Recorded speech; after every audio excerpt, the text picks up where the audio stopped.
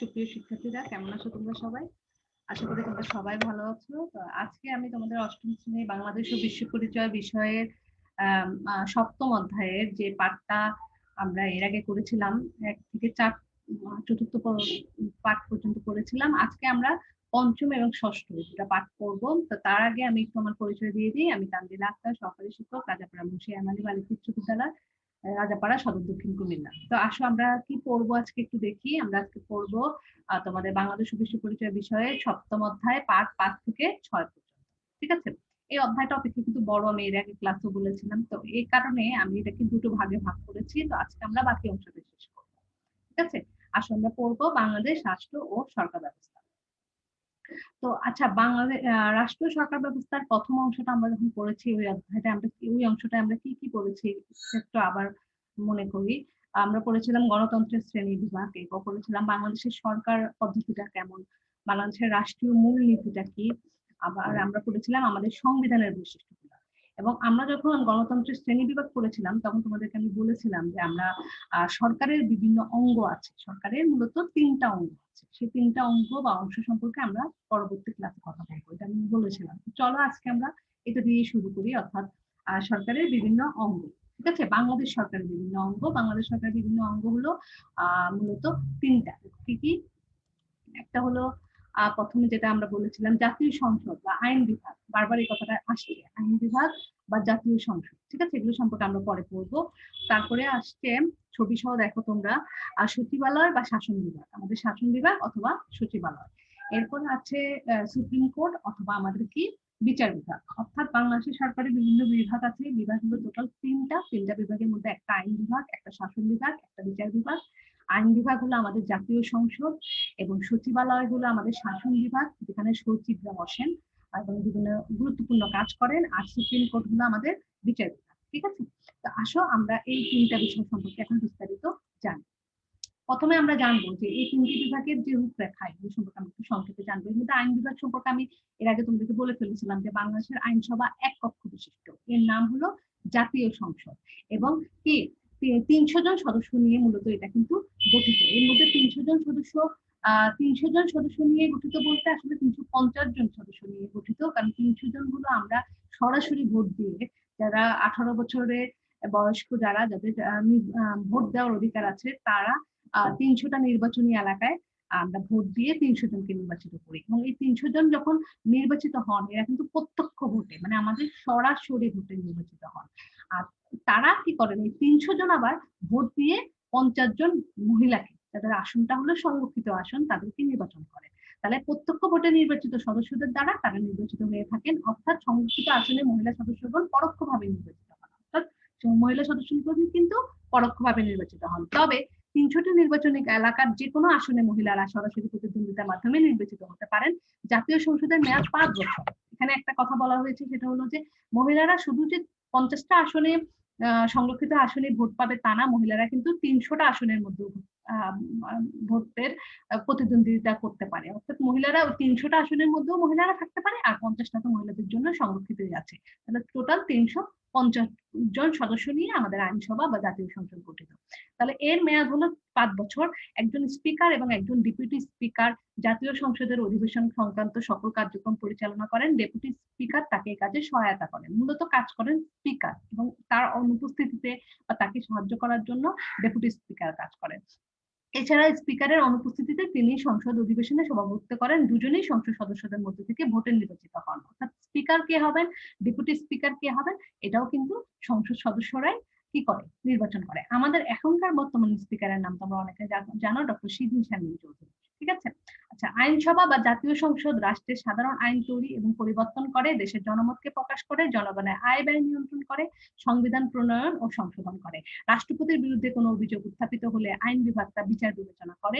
এছাড়া দেশের জাতীয় তহবিলের অভিভাবক হিসাবে দায়িত্ব পালন করে, জাতীয় বাজেট অনুমোদন ও কর ধার্য করে। দেখো, গুরুত্বপূর্ণ কাজ আইনসভা করে। এর মধ্যে একটা হলো আইন তৈরি করা, আইন সংশোধন করা, এটা আমি বলেছি। এরা এছাড়াও আছে সংবিধান সংশোধন করা বা সংবিধান পরিবর্তন করা। এরপর দেশের আয় ব্যয়ের হিসাব করা, যেটা বাজেট। তোমরা জানো প্রতি বছর জুন জুলাইয়ের দিকে বাজেট প্রণয়ন হয়, সেই বাজেটটা কিন্তু আইনসভা বা আমাদের জাতীয় সংসদে কিন্তু উত্থাপিত হয় এবং এখানে কিন্তু সবার সম্মতিতে প্রস্তাবটা গৃহীত হয়। এরপর আছে রাষ্ট্রপতির বিরুদ্ধে কোনো যদি অভিযোগ থাকে তাহলে তাও কিন্তু আইন বিভাগ তা বিচার করবে এবং এই দেশের জাতীয় তহবিলের অভিভাবক হিসাবে দায়িত্ব পালন করে। আমাদের যে অর্থ আছে, আমাদের একটা দেশ পরিচালনার যে অর্থনীতি, সেই অর্থনীতিটাও কিন্তু অভিভাবক হিসেবে দায়িত্ব পালন করে। জাতীয় বাজেট অনুমোদন এবং কর ধার্য করে। এই কাজগুলো কে করে? এই কাজগুলো করে আইনসভা। তাহলে আইনসভা সম্পর্কে তোমাদের প্রথম অংশটা, আইনসভার গঠনটা আছে যে ৩৫০ জন সদস্য নিয়ে আইনসভা গঠিত। মেয়াদ হলো ৫ বছর। একজন স্পিকার থাকবেন, একজন ডেপুটি স্পিকার থাকবেন। আর আইনসভার কাজটা কি? তোমরা আবার একটু আমি বলি, আইনসভার কাজটা হলো আইন প্রণয়ন করা, পরিবর্তন করা, সংশোধন করা, দেশের আয় ব্যয়ের হিসাব রাখা, রাষ্ট্রপতির বিরুদ্ধে কোনো অভিযোগ যদি উত্থাপিত হয় তাহলে সেই অভিযোগ তার বিচার করা এবং দেশের জাতীয় তহবিলের অভিভাবক হিসেবে দায়িত্ব পালন করা, জাতীয় বাজেট অনুমোদন এবং কর ধার্য করা। এই কাজগুলো করে কি? আইনসভা। ঠিক আছে? এরপর আসলে আমরা শাসন বিভাগ সম্পর্কে পড়ি। যেহেতু শাসন বিভাগ নামের মধ্যেই আছে যে রাষ্ট্রের শাসন সংক্রান্ত কার্যগুলি দায়িত্ব পালন করে শাসন বিভাগ। আক্ষরিক অর্থে শাসন বিভাগ বলতে রাষ্ট্রের শাসন কাজে নিয়োজিত সকল কর্মচারী কর্মকর্তাকে বোঝায়। এই অর্থে রাষ্ট্রপ্রধান থেকে শুরু করে গ্রামের একজন চৌকিদার পর্যন্ত সকলেই শাসন বিভাগের অংশ। তবে প্রকৃত অর্থে রাষ্ট্রপ্রধান, সরকার প্রধান, মন্ত্রী পরিষদ ও প্রশাসনিক কর্মকর্তাদের নিয়ে শাসন বিভাগ গঠিত।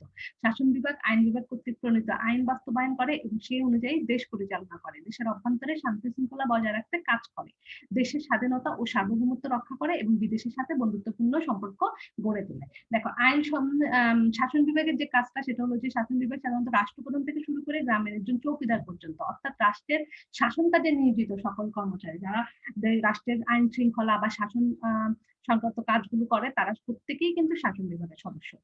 এই অর্থে রাষ্ট্রপ্রধান, সরকার প্রধান, মন্ত্রী পরিষদ, প্রশাসনিক কর্মকর্তাদের নিয়ে শাসন বিভাগ গঠিত। মন্ত্রী, সচিব, তারপরে আমাদের প্রধানমন্ত্রী, রাষ্ট্রপতি, এদেরকে নিয়ে আসলে শাসন বিভাগ হয়। শাসন বিভাগ আইন বিভাগ কর্তৃক প্রণীত আইন বাস্তবায়ন করে। আইন বিভাগ তো আইন প্রণয়ন করেই শেষ, এর পরবর্তী যে কাজটা প্রণয়ন করা, সেই প্রণয়নের কাজটা করে শাসন বিভাগ এবং সেই অনুযায়ী দেশ পরিচালনা করে। দেশের অভ্যন্তরে শান্তি শৃঙ্খলা বজায় রাখতে কাজ করে, দেশের স্বাধীনতা ও সার্বভৌমত্ব রক্ষা করে এবং বিদেশের সাথে বন্ধুত্বপূর্ণ সম্পর্ক গড়ে তোলে। বিদেশের সাথে সম্পর্কটা কিন্তু ভালো রাখার দায়িত্বটা শাসন বিভাগের এবং এই জন্যই কিন্তু প্রধানমন্ত্রী বা তার মন্ত্রীরা বিভিন্ন সময় বিভিন্ন দেশ সফর করেন এবং গুরুত্বপূর্ণ কিছু চুক্তি বাকি দেশের জন্য কল্যাণকর যে বিষয়গুলো সিদ্ধান্ত নেওয়াগুলো, সেই সিদ্ধান্ত নেওয়া কাজটা করে। এরপরে আসো আমরা দেখবো বিচার বিভাগ। সরকারের যে অঙ্গ বা বিভাগ ন্যায় বিচার প্রতিষ্ঠার জন্য সংবিধান অনুযায়ী বিচার কাজ পরিচালনা করে তাকে বলা হয় বিচার বিভাগ। বাংলাদেশের বিভিন্ন বিচারালয় বিচারকদের নিয়ে এই বিভাগ গঠিত। বিচার বিভাগের সর্বস্তর হলো সুপ্রিম কোর্ট। আমি ছবি দেখিয়েছিলাম তোমাদেরকে, সুপ্রিম কোর্ট। সেই সুপ্রিম কোর্টটা কিন্তু বিচার বিভাগের সর্বোচ্চ স্তর। এর প্রধানকে বাংলাদেশের প্রধান বিচারপতি বলা হয়। রাষ্ট্রপতি তাকে নিয়োগ দেন। কাকে নিয়োগ দেন রাষ্ট্রপতি? প্রধান বিচারপতি। এবং প্রধান বিচারপতি সুপ্রিম কোর্টের প্রধান। সুপ্রিম কোর্টের রয়েছে দুটি বিভাগ, একটা আপিল বিভাগ, একটা হাইকোর্ট বিভাগ। এই দুটি বিভাগের বিচারপতিগণ রাষ্ট্রপতি নিযুক্ত হন এবং দেশের প্রচলিত আইন অনুসারে বিচার কাজ পরিচালনা করে থাকেন। দুষ্টের দমন, অপরাধীর শাস্তি বিধান এবং ন্যায় প্রতিষ্ঠা করে নাগরিক জীবনকে সুন্দর এবং সহজ করার কাজটাও কিন্তু এই বিচার বিভাগে করে থাকে। ঠিক আছে? আসল বিচার বিভাগ সম্পর্কে আমরা আবার আরেকটু বিস্তারিত বলি। সেটা হলো বিচার বিভাগ হলো কি, দুটা অংশ থাকে। একটা সুপ্রিম কোর্টের দুটো অংশ থাকে। সুপ্রিম কোর্ট হলো বিচার বিভাগের সর্বোচ্চ স্তর এবং একটা হাইকোর্ট বিভাগ, একটা আপিল বিভাগ। আপিল বিভাগ, হাইকোর্ট বিভাগের যে প্রধান বিচারপতি তাকেও রাষ্ট্রপতি নিযুক্ত করেন এবং সুপ্রিম কোর্টের যিনি প্রধান বিচারপতি তাকেও রাষ্ট্রপতি নিয়োগ করেন। ঠিক আছে? তাদের কাজ হলো যে প্রচলিত আইন আছে সেই আইন অনুযায়ী কিন্তু বিচার কাজ পরিচালনা করা। আমরা জানি যে আমাদের প্রত্যেকটা জেলায় কোর্ট আছে, সেই কোর্টগুলোতেও কিন্তু কি বিচার কাজ হয়। কেউ একটা অপরাধ করলো, সামাজিক অবক্ষয়ের কোনো কাজ করলো, খুন করলো, চুরি করলো, রাহাজানি করলো, এগুলোর জন্য কিন্তু বিচার বিভাগই করে। সাধারণ মানুষকে প্রচলিত আইন অনুযায়ী তাদেরকে শাস্তি দিয়ে থাকে। আচ্ছা, এটা আমরা পড়েছি সরকারের বিভিন্ন অঙ্গের মধ্যে গুরুত্বপূর্ণ তিনটা অঙ্গ। এছাড়াও কিন্তু সরকারের আরেকটা অংশ আছে যেটাকে বলা হয় স্থানীয় সরকার। সেই স্থানীয় সরকারের কাঠামো ও কার্যাবলী সম্পর্কে আমরা এখন জানি। দেখো, সাধারণত ভাবে স্থানীয় সরকার হলো স্থানীয় পর্যায়ে শাসন এবং উন্নয়ন কর্মকাণ্ড পরিচালনার জন্য জনগণের ভোটে নির্বাচিত সরকার ব্যবস্থা। স্থানীয় সমস্যা স্থানীয়ভাবে সমাধানের লক্ষ্যে মূলত স্থানীয় সরকার কাজ করে। অর্থাৎ তোমার এলাকায় মধ্যে একটা কোনো মারপিটের ঘটনা হলো, একটা চুরির ঘটনা হলো, ওখানে তো এসে শাসন বিভাগে বড় কর্মকর্তারা এসে সেই সমস্যার সমাধান করবেন না। সেই সমস্যার সমাধানের জন্য কিন্তু স্থানীয় কর্মকর্তাদের এই সমস্যার সমাধান করতে হবে। যেমন তোমরা ইউনিয়ন পরিষদের নাম জানো, উপজেলা পরিষদের নাম জানো, সিটি কর্পোরেশনের নাম জানো, পৌরসভার নাম জানো। মূলত এগুলোই কিন্তু আমাদের দেশের স্থানীয় সরকার। বা একটু সামনে পড়ে দেখো, বর্তমানে রাষ্ট্রের আয়তন বড় এবং লোকসংখ্যা বেশি হওয়ায় কেন্দ্রে বসে সরকারের পক্ষে দেশের সকল অঞ্চলে সকল সমস্যার সমাধান করা সম্ভব হয়ে ওঠে না। তার স্থানীয় পর্যায়ে সমস্যার সুষ্ঠু সমাধানের জন্য স্থানীয় পর্যায়ে এই ধরনের শাসন ব্যবস্থা গড়ে উঠেছে। এতে কেন্দ্রীয় সরকারের উপর চাপ কমে স্থানীয় সমস্যার সমাধানও সহজ হয়। এটি বাংলাদেশের শাসন ব্যবস্থার একটি গুরুত্বপূর্ণ অংশ। এটা কিন্তু খুবই গুরুত্বপূর্ণ অংশ, কারণ যদি এই অংশটা দুর্বলতা থাকে বা এই অংশটাই যদি শাসন কার্য ঠিকঠাক মতো পরিচালনা না করতে পারে, তারা কিন্তু সর্বোপরি আমাদের সারা দেশের যে আইন শৃঙ্খলা পরিস্থিতি সেটা কিন্তু দুর্বল হয়ে যাবে, সেটা কিন্তু নড়বড়ে হয়ে যাবে। এই জন্য স্থানীয় সরকারটা কিন্তু খুবই গুরুত্বপূর্ণ। ঠিক আছে, তাহলে স্থানীয় পর্যায়ে এই ধরনের শাসন ব্যবস্থা গড়ে উঠেছে এবং স্থানীয় সমস্যা সমাধানের জন্য। ঠিক আছে, এখন আসো এখানে আমরা একটা ছক দেখি যে স্থানীয় সরকার। স্থানীয় সরকার কাঠামো, স্থানীয় সরকার কাঠামোকে দুটা ভাগে ভাগ করেছে, একটা গ্রামাঞ্চল, একটা শহরাঞ্চল। ঠিক আছে, দেখো গ্রামাঞ্চলের ছবিটা তোমরা দেখো, গ্রামাঞ্চলে আছে ইউনিয়ন পরিষদ, উপজেলা পরিষদ, জেলা পরিষদ, অর্থাৎ গ্রামে এই তিনটা অংশে স্থানীয় সরকার বিভক্ত, আর শহরে দুটো অংশে স্থানীয় সরকার বিভক্ত, একটা হলো পৌরসভা, একটা হলো সিটি কর্পোরেশন। ঠিক আছে, এগুলো সম্পর্কে আমরা একটু সামনে পড়ি। বাংলাদেশের গ্রাম ও শহরাঞ্চল উভয় ক্ষেত্রে স্থানীয় সরকার কাঠামো বিকশিত হয়েছে। পাশের ছকে উভয় অঞ্চলে স্থানীয় সরকারের কাঠামো দেখানো হয়েছে। বাংলাদেশের গ্রামাঞ্চলে ৩ স্তর বিশিষ্ট স্থানীয় সরকার কাঠামো চালু আছে। এর মধ্যে সর্বনিম্ন স্তর হলো ইউনিয়ন পরিষদ, অর্থাৎ সর্বপ্রথম যে স্তরটা সেটা হলো সর্বনিম্ন স্তর, এরপর হলো উপজেলা পরিষদ, এরপর হলো জেলা পরিষদ। এছাড়া উপজেলা পর্যায়ে আছে উপজেলা পরিষদ এবং জেলা পর্যায়ে আছে জেলা পরিষদ। আর শহরাঞ্চলে স্থানীয় সরকার ব্যবস্থা দু ধরনের, একটা হলো পৌরসভা এবং একটা হলো সিটি কর্পোরেশন। সাধারণত বাংলাদেশে আছে সিটি কর্পোরেশন কয়টি? 8টি। 8টি বিভাগীয় শহর ছাড়াও, মানে 8টা বিভাগীয় শহরে তো সিটি কর্পোরেশন আছে, এছাড়াও আরো 4টি শহরে সিটি কর্পোরেশন আছে। টোটাল আমাদের সিটি কর্পোরেশন হলো কয়টা? 12টা। এটা তোমরা সবাই মনে রাখবা। 8টা বিভাগ, আমাদের যে 8টা বিভাগ আছে সেই 8টা বিভাগে 8টা সিটি কর্পোরেশন, এছাড়াও আরো 4টা সিটি কর্পোরেশন আছে, সেটা হলো কুমিল্লা, নারায়ণগঞ্জ, গাজীপুর ও ময়মনসিংহ। এই 4টা টোটাল 12টা সিটি কর্পোরেশন আমাদের দেশে আছে। ঠিক আছে, পৌরসভাগুলো অন্যান্য শহর এলাকার স্থানীয় সরকারের দায়িত্ব পালন করে। অন্যান্য জেলাগুলোতে প্রত্যেকটা জেলাতেই একটা নির্দিষ্ট অংশটাকে আমরা পৌরসভা বলি। জেলাটা অনেক বড় জেলা, তো জেলার শহরের অংশটাকে সাধারণত পৌরসভা বলা হয়, আর বাকি অংশটাকে কিন্তু পৌরসভা না, সেটা হয়তো ইউনিয়ন পরিষদের মধ্যে পড়ে। ঠিক আছে, আচ্ছা, এরপরে আসো আমরা একটু দেখি বাংলাদেশের স্থানীয় সরকারের গঠন। একমাত্র জেলা পরিষদ ছাড়া স্থানীয় সরকারের অন্য সকল কাঠামোর নেতৃত্বে নির্বাচিত হয় সরাসরি ভোটে। যারা ভোট দিবে তাদেরকে আমরা যারা ভোট দিয়ে তাদেরকে নির্বাচিত করি। কাদের? শুধুমাত্র জেলা পরিষদ ছাড়া অন্যগুলো, অর্থাৎ সিটি কর্পোরেশনের যারা সদস্য তাদেরকেও আমরা ভোট দিই, পৌরসভাদের আমরা ভোট দিই, তারপরে উপজেলাকেও আমরা ভোট দিই, ইউনিয়নকে আমরা ভোট দিই। কিন্তু জেলা পরিষদ জেলা পরিষদের প্রধান যিনি হবেন বা জেলা পরিষদ পরিচালনা করে যারা, তাদেরকে আমরা কিন্তু ভোট দেই না। তাহলে অন্যান্য ক্ষেত্রে কিন্তু সাধারণ জনগণই ভোট দিয়ে তাদেরকে নির্বাচিত করে। ইউনিয়ন পরিষদ, স্থানীয় সরকারের প্রাথমিক স্তরগুলো ইউনিয়ন পরিষদ। দেশে বর্তমানে 4554টি ইউনিয়ন পরিষদ আছে, কয়েকটি গ্রাম নিয়ে কয়েকটি ইউনিয়ন গঠিত। ইউনিয়ন পরিষদ হলো গ্রামীণ এলাকার স্থানীয় সরকার, গ্রামীণ সমস্যা দূরীকরণ এবং স্থানীয় পর্যায়ে নেতৃত্বের বিকাশ এবং গণসচেতনতা বৃদ্ধি এর মূল লক্ষ্য। নির্বাচিত একজন চেয়ারম্যান, 9টি ওয়ার্ড থেকে 9 জন সদস্য, সংরক্ষিত আসনে 3 জন মহিলা সদস্য সহ সর্বমোট 13 জন নিয়ে প্রতিটি ইউনিয়ন পরিষদ গঠিত। দেখো এখানে এই ইউনিয়ন পরিষদ, উপজেলা পরিষদ, জেলা পরিষদ, এখান থেকে প্রচুর বহু নির্বাচনী প্রশ্ন হয় এবং এই যে সদস্য সংখ্যা, এই সদস্য সংখ্যাটা নিয়ে পরীক্ষায় আসে। তাহলে তোমাদেরকে এটা মনে রাখতে হবে যে কোন পরিষদে কতজন সদস্য নিয়ে গঠিত। ঠিক আছে, যেমন ইউনিয়ন পরিষদ আছে একজন চেয়ারম্যান এবং 9টা ওয়ার্ড থাকে, 9টা ওয়ার্ড থেকে 9 জন সদস্য এবং সংরক্ষিত 3 জন মহিলা সদস্য। তাহলে টোটাল হলো 13 জন, একজন চেয়ারম্যান, 9 জন ওয়ার্ড সদস্য এবং 3 জন হলো মহিলা সদস্য, সর্বোচ্চ মোট 13 জনকে নিয়ে প্রতিটা ইউনিয়ন গঠিত হয়। আর আমাদের দেশে ইউনিয়ন পরিষদ আছে কয়টি বললো? 4554টি। খেয়াল রাখবে এখন কিন্তু ইউনিয়ন পরিষদের সংখ্যা বেড়েছে, কারণ যখন তোমাদের বইটা লেখা হয় তখন কিন্তু এটাই ছিল প্রকৃত সংখ্যা। তোমাদের পরীক্ষায় কিন্তু তোমাদের বইয়ে যেটা আছে সেটাই দিতে হবে। তোমরা যদি নতুনটা দিতে যাও অনেক ক্ষেত্রে ভুল হওয়ার সম্ভাবনা থাকবে, কিন্তু বইয়ে যেটা আছে সেটাই দিবে। সেটা হয়তো এখন পুরনো হয়ে গেছে, এখন নতুন আরো 2-3টা বেড়েছে, কিন্তু বইয়ে যে তথ্যটা সেই তথ্যটাই তোমাদের জন্য সঠিক। ঠিক আছে, উপজেলা পরিষদ, কয়েকটি ইউনিয়ন নিয়ে একটি উপজেলা গঠিত হয়। একজন চেয়ারম্যান, একজন ভাইস চেয়ারম্যান, একজন মহিলা ভাইস চেয়ারম্যান এবং উপজেলা অন্তর্ভুক্ত সব ইউনিয়ন পরিষদ এবং পৌরসভার চেয়ারম্যান এবং সকল মানুষের 1/3 নিয়ে উপজেলা পরিষদ গঠিত হয়। দেশে বর্তমানে মোট উপজেলা পরিষদের সংখ্যা 492টি। এই সংখ্যাটাও কিন্তু বেড়েছে, কিন্তু তোমরা বইয়ে 492টাই দিবে।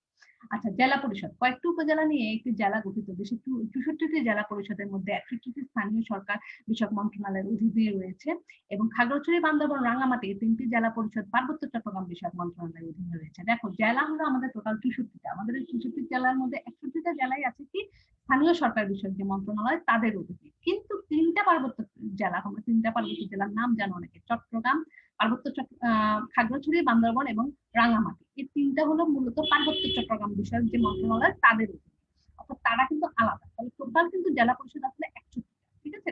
একজন চেয়ারম্যান এবং 20 জন সদস্য নিয়ে জেলা পরিষদ গঠিত।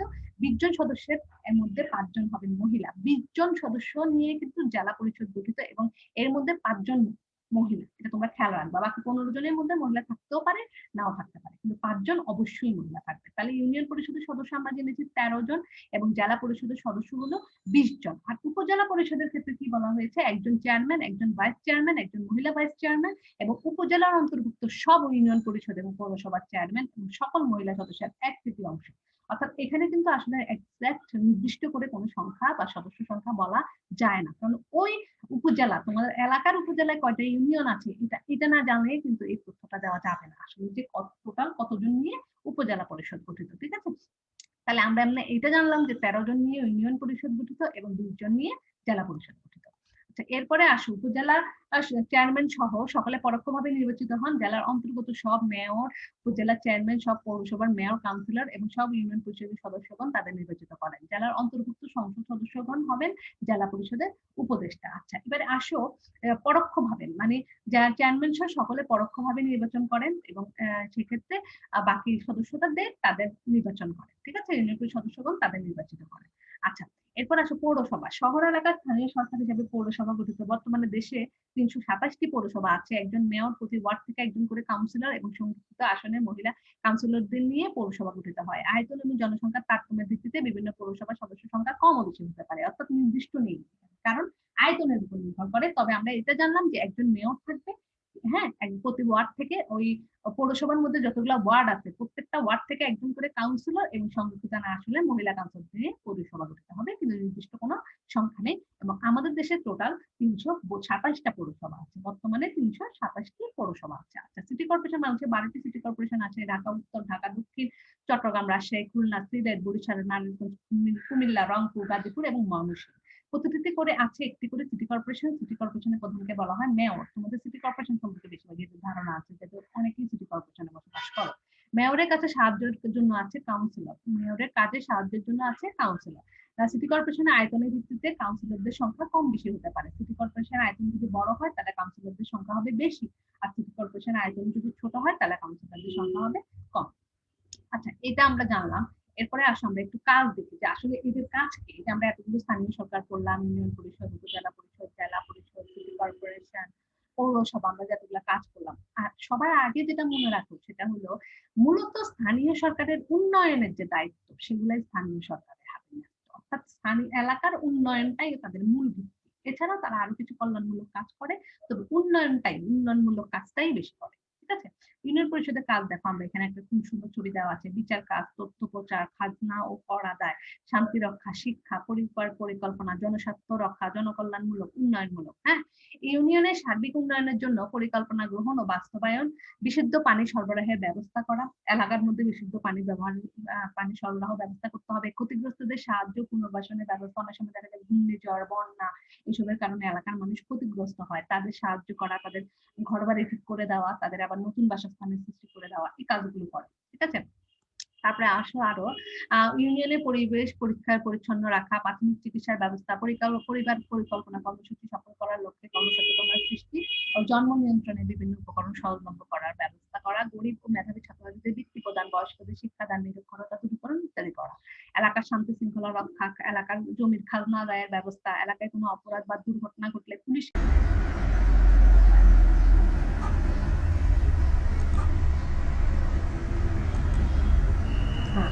আচ্ছা, ঠিক আছে। তারপরে বিভিন্ন সামাজিক সমস্যা যেমন যৌন হয়রানি, যৌতুক প্রথা ইত্যাদির বিরুদ্ধে সচেতনতামূলক কাজ করা, এলাকায় শান্তি ও সম্প্রীতি বজায় রাখার জন্য বিবাদ নিষ্পত্তির ব্যবস্থা করা। তাহলে আমরা যেটা বুঝলাম যে উন্নয়নমূলক কাজগুলো করার জন্যই কিন্তু মূলত ইউনিয়ন পরিষদ বিভিন্ন ধরনের কাজ করে থাকে। এলাকার সমস্যা সমাধানের জন্য এবং বিভিন্ন ধরনের যে সামাজিক সমস্যাগুলো সেই সমস্যাগুলো, তারপর গরিব মেধাবী ছাত্রীদের বৃত্তি প্রদান, পরিবার পরিকল্পনা কর্মসূচি সফল করা, এইসব কাজের জন্য কিন্তু বিভিন্ন ধরনের গুরুত্বপূর্ণ কর্মসূচি গ্রহণ করে। ঠিক আছে, এরপরে দেখো উপজেলা পরিষদের কাজ। উপজেলা পরিষদের কাজ অনেকাংশে ইউনিয়ন পরিষদের কাজের মতো। এছাড়া উপজেলা পরিষদ পাঠশালা সহ বিভিন্ন মেয়াদী উন্নয়ন পরিকল্পনা তৈরি করে, অর্থাৎ 5 বছর মেয়াদী বিভিন্ন উন্নয়ন পরিকল্পনা উপজেলা পরিষদ গ্রহণ করে। সরকারের বিভিন্ন কর্মসূচি বাস্তবায়ন, তত্ত্বাবধান এবং তার সমাধান সাধন করে। বিভিন্ন ইউনিয়নের মধ্যে সংযোগকারী রাস্তা নির্মাণ এবং রক্ষণাবেক্ষণ করে। জেলা পরিষদের কাজ, এরপর আমরা জানি জেলা পরিষদও বিভিন্ন উন্নয়নমূলক কাজ করে এলাকার। উপজেলা ও পৌরসভা সংরক্ষিত এলাকার বাইরে রাস্তাঘাট, সেতু, কালভার্ট ইত্যাদি নির্মাণ করে। অর্থাৎ উপজেলা এবং পৌরসভার মধ্যে যা আছে তার বাইরের যে কাজগুলো সেগুলো জেলা পরিষদ করে। শিক্ষা প্রতিষ্ঠান নির্মাণ, আবাসিক হোস্টেল তৈরি, প্রশিক্ষণ কেন্দ্র স্থাপন, অনাথ আশ্রম নির্মাণ, গ্রন্থাগার তৈরি ও নৈশ বিদ্যালয় পরিচালনা করা, কৃষি খামার স্থাপন, বন্যা নিয়ন্ত্রণ বাঁধ নির্মাণ এবং পানি সেচের ব্যবস্থা করা, জনস্বাস্থ্য সংরক্ষণের কাজ, এগুলো কি করে? জেলা পরিষদ করে। জেলার যোগাযোগ এবং পরিবহন ব্যবস্থার উন্নয়নে কি করে? জেলা পরিষদ কাজ করে থাকে। অর্থাৎ প্রত্যেকটা পরিষদই তাদের নিজেদের এলাকার মধ্যে যে উন্নয়ন সংক্রান্ত কাজগুলো সেই সংক্রান্ত কাজগুলো করে, তার জন্য আগে উন্নয়ন পরিকল্পনা গ্রহণ করে, তারপরে বিভিন্ন ধরনের কর্মসূচি বাস্তবায়ন করে। পৌরসভার কাজ, বিশুদ্ধ পানি সরবরাহ ও পানি নিষ্কাশনের ব্যবস্থা করা, স্বাস্থ্যকর ও ভেজালমুক্ত খাদ্য বিক্রি নিশ্চিত করা, শহরের পরিবেশ রক্ষার জন্য পরিকল্পনা গ্রহণ ও বাস্তবায়ন করা, বিধি মোতাবেক ঘরবাড়ি নির্মাণের ব্যবস্থা করা, সড়ক নির্মাণ এবং রক্ষণাবেক্ষণ এবং যানবাহন চলাচল নিয়ন্ত্রণ করা, রাস্তার দুপাশে গাছ লাগানো, ব্যাংক ও উদ্যান প্রতিষ্ঠা ও উন্মুক্ত প্রাঙ্গণ সংরক্ষণ করা। এই কাজগুলো কি করে? কাজগুলো পৌরসভা করে থাকে। অর্থাৎ এলাকার উন্নয়ন বা এলাকার সৌন্দর্য বৃদ্ধি, এলাকার পরিবেশ সংরক্ষণ করার জন্য এলাকার মানুষকে বিশুদ্ধ পানি দেওয়া, তারপর স্বাস্থ্যকর খাদ্য বিক্রি করা, হ্যাঁ, ঘরবাড়ি নির্মাণ, যখন যেখানে সেখানে ঘরবাড়ি নির্মাণ না, ঘরবাড়ি নির্মাণের আগে পৌরসভা থেকে অনুমতি নিতে হয়। তারপর সড়ক নির্মাণ, রক্ষণাবেক্ষণ এবং যানবাহন চলাচল এই সংক্রান্ত কাজগুলো করে। এরপরে আসো আমরা দেখি যে এছাড়া কি করে পৌরসভা? বিভিন্ন জাতীয় দিবস উদযাপন, ত্রাণ ও পুনর্বাসন, এতিম ও দুস্থদের এর জন্য এতিমখানা পরিচালনা, লাইব্রেরি ও ক্লাব গঠন করা, ভিক্ষাবৃত্তির নিয়োগ, খেলাধুলার ব্যবস্থা, মিলনায়তন নির্মাণ, রক্ষণাবেক্ষণ, জন্ম মৃত্যু ও বিবাহ নিবন্ধন, মহামারী ও সংক্রামক ব্যাধি নিয়ন্ত্রণ এবং বিশিষ্ট অতিথিদের অভ্যর্থনা প্রদানের ব্যবস্থা করা। এলাকার মধ্যে জাতীয় দিবসগুলো যখন হয়, 26শে মার্চ, 16ই ডিসেম্বর, এই অনুষ্ঠানগুলো উদযাপন করা, ত্রাণ দেওয়া, পুনর্বাসন করা, এতিমদের জন্য এতিমখানা তৈরি করা, লাইব্রেরি করা, ক্লাব করা, ভিক্ষাবৃত্তি নিরোধ করা, খেলাধুলার ব্যবস্থা করা, এই ধরনের কাজগুলো, জন্ম মৃত্যু ও বিবাহ নিবন্ধন, এই কাজগুলো কিন্তু পৌরসভা করে থাকে। ঠিক আছে, এটা কিন্তু একটা গুরুত্বপূর্ণ কাজের মধ্যে পড়ে। এরপর আসো সিটি কর্পোরেশনের কাজ। সিটি কর্পোরেশনের কাজ আর পৌরসভার কাজ কিন্তু প্রায় একই। পৌরসভা হলো পৌরসভার অধীনের এলাকাগুলোর কাজগুলো করে, আর সিটি কর্পোরেশন হলো তার নিজের সীমানার মধ্যে উন্নয়নমূলক কাজ করে। তোমরা দেখো একই রকম কিন্তু কোনোটা কাজ। বিশুদ্ধ পানি সরবরাহ ও পানি নিষ্কাশনের ব্যবস্থা করা, স্বাস্থ্যকর ও ভেজালমুক্ত খাদ্য বিক্রি নিশ্চিত করা, শহরের পরিবেশ রক্ষার জন্য পরিকল্পনা গ্রহণ ও বাস্তবায়ন করা, সুষ্ঠুভাবে ঘরবাড়ি নির্মাণের ব্যবস্থা করা, সড়ক নির্মাণ, রক্ষণাবেক্ষণ এবং যানবাহন চলাচল নিয়ন্ত্রণ করা, রাস্তার দুপাশে গাছ লাগানো, পার্ক ও উদ্যান প্রতিষ্ঠা এবং উন্মুক্ত প্রাঙ্গণ সংরক্ষণ করা, এগুলো কিন্তু সব সিটি কর্পোরেশনের কাজ। তাহলে আমরা যেটা বুঝলাম, পৌরসভা এবং সিটি কর্পোরেশনের কাজের মধ্যে কিন্তু অনেকটাই মিল আছে। তাহলে এই এতটুকু দিয়ে আজকে আসলে আমাদের এই অধ্যায়টা শেষ।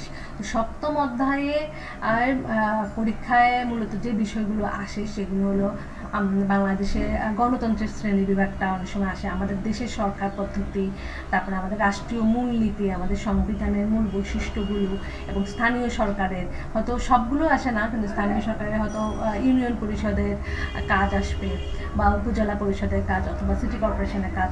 এক্ষেত্রে তোমাদের কিন্তু গঠনটা মনে রাখতে হবে। দেখা যাবে উদ্দীপকে দেওয়া আছে যে ইউনিয়ন পরিষদ সম্পর্কে উদ্দীপকের সরাসরি উল্লেখ নেই, কিন্তু বলে দেবো 13 জন সদস্য নিয়ে এই প্রতিষ্ঠান স্থানীয় সরকার থেকে গঠিত। তো তোমরা জানো যে 13 জন সদস্য নিয়ে কিন্তু ইউনিয়ন পরিষদ গঠিত। তাহলে সেই হিসাবে তোমরা উদ্দীপক পড়ে কিন্তু তোমাদের বুঝতে হবে যে কোন পরিষদ সম্পর্কে বলা হয়েছে। তবে এগুলো যদি একটু মনোযোগ দিয়ে পড়ো তাহলে এগুলো তোমরা পারবে, সহজ আছে। ঠিক আছে, এগুলো একটু মনোযোগ দিয়ে ভালোভাবে বারবার করে বাসায় পাঠ্য বইটা বারবার করে পড়বে। ঠিক আছে, তাহলে কিন্তু তোমরা অনেক পড়া জানবে। ঠিক আছে, তাহলে সবাইকে অনেক ধন্যবাদ। এর পরবর্তীতে আমরা অষ্টম শ্রেণীর অন্য একটা বিষয় নিয়ে, অন্য একটা অধ্যায় নিয়ে আলোচনা করবো। সবাই ভালো থেকো। ঠিক আছে, সবাইকে ধন্যবাদ।